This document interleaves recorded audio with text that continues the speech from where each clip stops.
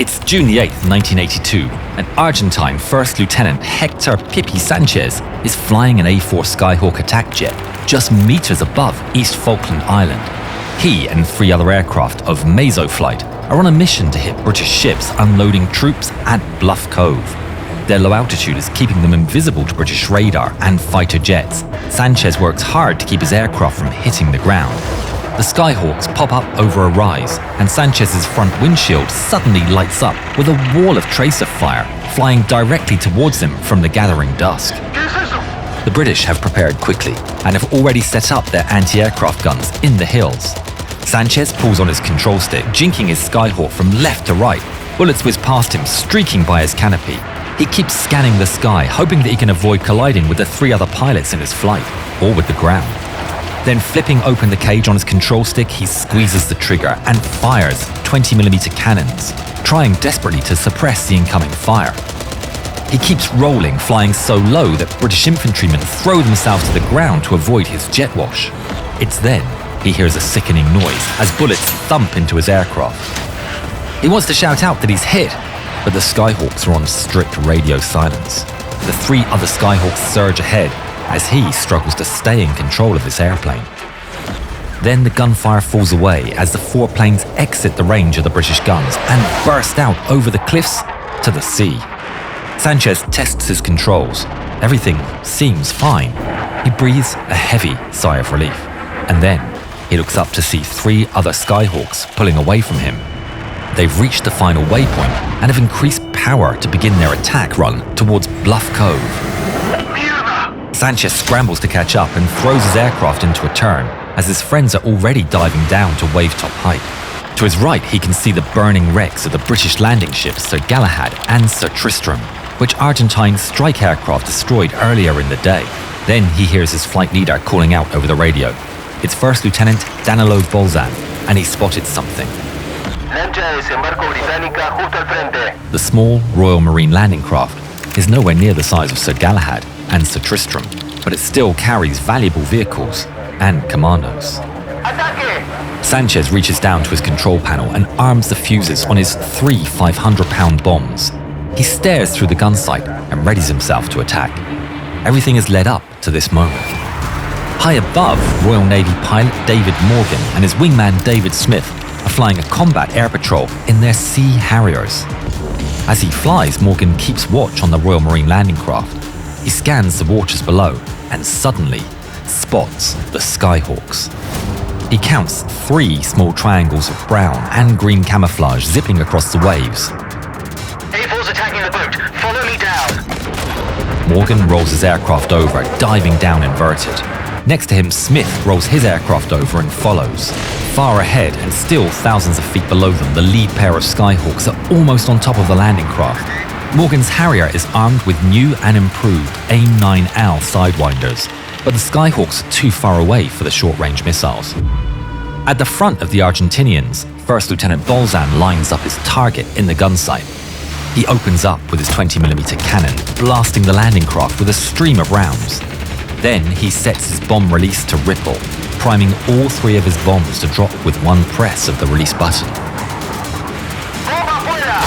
But only one bomb falls, whistling through the air and splashing down about 100 feet behind the stern of the landing craft. Bolzán pulls away, cursing his bad luck, while right behind him comes his number 2, Lieutenant Juan Araras. This time, there's no malfunction. 3 bombs come arcing down through the air, smashing into the landing craft as Araras peels away and roars from the target. Only one of the Argentinian bombs detonates, but that's more than enough for the small boat. The enormous blast obliterates the stern of the landing craft in a gigantic orange fireball. Sanchez is still very far behind his friends, and while he's celebrating, he doesn't even see the 2 dark grey Sea Harriers as they dive down and slot in behind the other Skyhawks. The Argentinian pilots have no idea they're being chased. From his cockpit, Morgan watches in horror and fury as the landing craft burns, an all-consuming rage boils up inside him, and he vows to kill the enemy airmen. Morgan lines up the leftmost Skyhawk in his gun sight. He flicks a switch with his thumb to select his sidewinder, and the missile's infrared seeker head instantly sniffs out the heat of the Skyhawk's engine. A bright green diamond pops up on the HUD and encloses the Skyhawk while the missile's growling tone changes pitch to indicate a solid lock. Fox 2! Igniting with a brilliant roar, the Sidewinder's white-hot rocket motor propels the missile off the launching rail and quickly accelerates to over twice the speed of sound. To the rear, Sanchez spots the bright flash of the missile launch. In seconds, the joy of a successful mission is replaced by blood-curdling fear.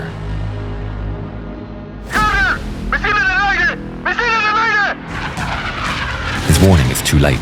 The Sidewinder homes in on Ensign Alfredo Vasquez's engine and detonates into a cloud of burning fragments. Sanchez is horrified as he sees his friend's Skyhawk scattering across the waves in 1,000 pieces. He pushes his throttle forward and lines up Morgan's Harrier in his gun sight. He has a perfect shot. He squeezes the trigger to let loose his 20mm cannon, but there's nothing. He tries again, still no response from the gun. His heart sinks as Sanchez realizes that the British anti-aircraft guns must have knocked out his own cannon. There's nothing he can do but shout out another warning. Morgan's still streaking forward. He spots Lieutenant Juan Araras jinking to the left in response to Sanchez's warning. But Morgan still gets a lock. He presses down on the button and lets loose his second Sidewinder. Araras sees the incoming missile trail and quickly reverses his turn to the right, trying to break the missile lock. But the Sidewinder's seeker head easily maintains the lock, and the missile pulls sharply to the right and impacts just behind the cockpit. The Skyhawk breaks in two, the rear section shattering into 100 bits of wreckage as the cockpit nose and wings tumble down into the sea. Sanchez watches helplessly as another of his friend's aircraft is torn to pieces. Then he sees the bright white shape of a parachute inflating high above the water. Araras has managed to eject. His friend is alive. In the Sea Harrier, Morgan rolls sharply to avoid colliding as the chute comes falling down towards the ocean in front of him. Despite the anger that courses through his veins, he feels a sense of relief that the Argentinian pilot has escaped. But there's no mercy for those still in the fight. Morgan can see the Argentinian flight leader, Danilo Bolzán, dashing away across the water as fast as he can. The British pilot has used both of his Sidewinders, so he flicks the selector switch to activate his guns. Morgan lines up the fleeing Skyhawk, chasing it all the while, the gun reticle in his HUD automatically calculating the lead. But just as he prepares to fire, the HUD disappears, leaving nothing but an empty windscreen in front of him. Bugger, not now! It's a well-known glitch with the software of the Harrier. Morgan could fix it by rebooting, but that would take at least 10 seconds. Bolzán suddenly brakes hard towards him. Morgan pushes the blurred outline of the Skyhawk down to the bottom of the windscreen, trying to use the canopy bow as some kind of reference point. On gut feel, he times the release and squeezes the trigger as the air erupts with the thunder of the twin 30mm Aiden cannons. Guns, guns, guns! Shells rip across the sky as Morgan pulls his nose up, trying to walk the stream of fire onto the target. But it's no use. At 50 feet above sea level in the gathering dark, Morgan might as well be throwing the rounds himself. He keeps on squeezing the trigger, hoping that something will hit home. Then, there's silence. He's used up every last round. There's no more he can do now except pull back on the stick and hand over the fight to his wingman. He's all yours, old chap. In his cockpit, David Smith is already switching to Sidewinders. Roger that, Red Leader. Smith pushes the nose down and surges forward. The Skyhawk is back over the land now, heading southwest across a peninsula towards the ocean and the safety of Argentina. Smith pushes forward the throttle and pulls the enemy fighter into his HUD. The seeker head locks instantly, and Smith steadies the jet, his thumb poised on the red button. Fox 2! The missile blasts off the rail and streaks low towards the target. Bolzán's Skyhawk brakes hard, but the Sidewinder follows effortlessly, anticipating the enemy's flight and honing in on the aircraft. Sanchez watches with a feeling of total despair as the missile detonates just behind the jet, sending the Skyhawk jerking violently and trailing grey smoke. The remains go crashing down into the earth and throw up a giant explosion. This time, there's no chute. Sanchez is all alone, still trailing the two Sea Harriers. He watches as the British planes pull up alongside each other and reduce their speed. If only he had his guns, he could take them both out, but instead, he's completely powerless. If the Harriers come back around, he's doomed. The open ocean doesn't give him any space to hide. Then he spots it. The weather's closing in and a dark wall of rain stretches across the coast, swallowing the hills beyond over East Falkland. He turns course towards the island and punches the throttle. Then he reaches down and hits the button to jettison his remaining bombs and external fuel tanks.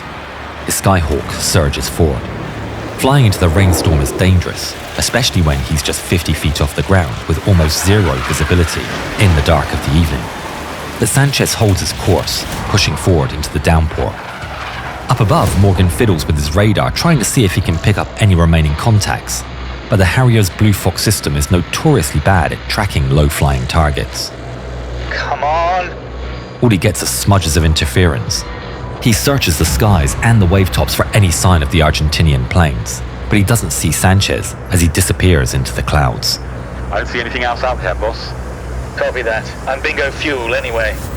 The two Harriers turn for home with just enough fuel to get them back to their carrier, HMS Hermes. Sanchez is buffeted by the wind, the heavy rain streaking across his windshield. Visibility is just 200 meters, and he flies on instruments and scraps of vision. All the while, he's preparing himself for the chase and checking all the time, but nothing follows him. No Harriers and no missiles. He heads southwest until the clouds finally break. It's here he can ease back on the throttle, taking his engine down from full power. Looking at his instrument panel, he sees he has just 500 pounds of fuel remaining. It's nowhere near enough to get him home to Argentina. He needs to buy some time. Thinking quickly, he climbs up to 30,000 feet. His engine will use less fuel in the thinner air. He's only got one chance. The Argentinian Air Force have a fleet of tankers, but none of them will come this close to enemy territory. Still, he has to try. He switches on his radio and calls out across the airwaves. Condor 1, aquí Mazo 3, combustible bajo, solicito vectores para reabastecimiento. Then, over the radio comes a response. Mirea rumbo 270, nos vas a tener a la vista. Sanchez pushes his Skyhawk on, scanning the empty skies. Just as his needle is dropping towards the red, he sees it.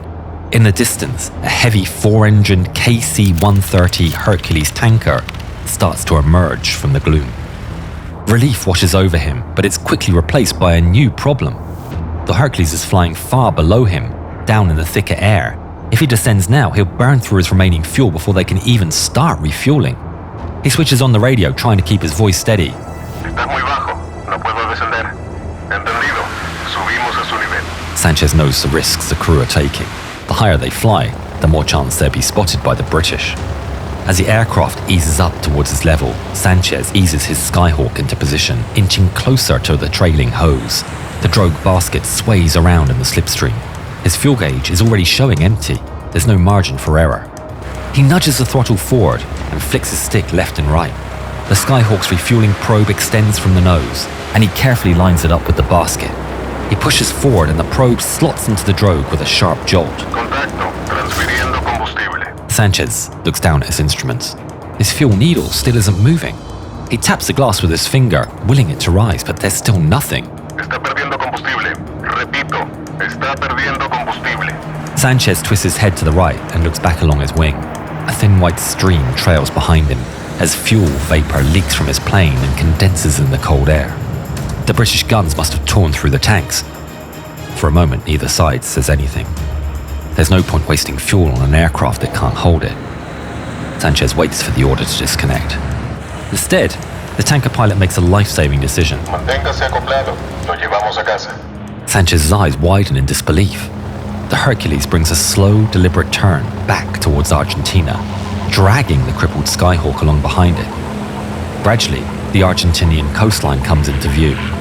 It's only when the runway at Rio Gallegos appears that the tanker finally gives the order. Prepárese para el desacople.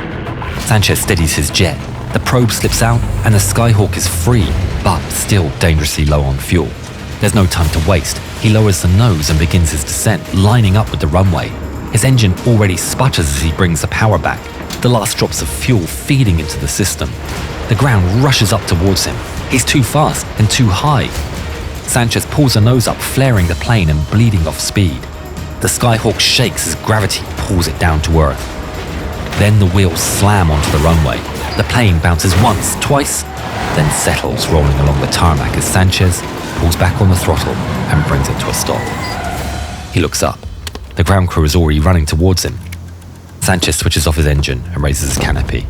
Pulling off his helmet and throwing it to the ground, his anger and frustration finally break through the shock. All three of his friends are shot down. 2 of them are dead. His only hope is that Juan Araras will be picked up after his ejection. In the end, Sanchez was the only survivor of Meso flight. Alfredo Vasquez and Danilo Bolzán were killed instantly by the missiles, while Juan Araras managed to eject, but was killed by the force of ejection. Years after the war, Sanchez was united with David Morgan. The 2 former enemies became firm friends after spending hours drinking cider and recreating the dogfight. As Sanchez put it, "Don't worry, David, we were just doing our jobs." Click here to watch our Modern Battles compilation for more incredible stories like this.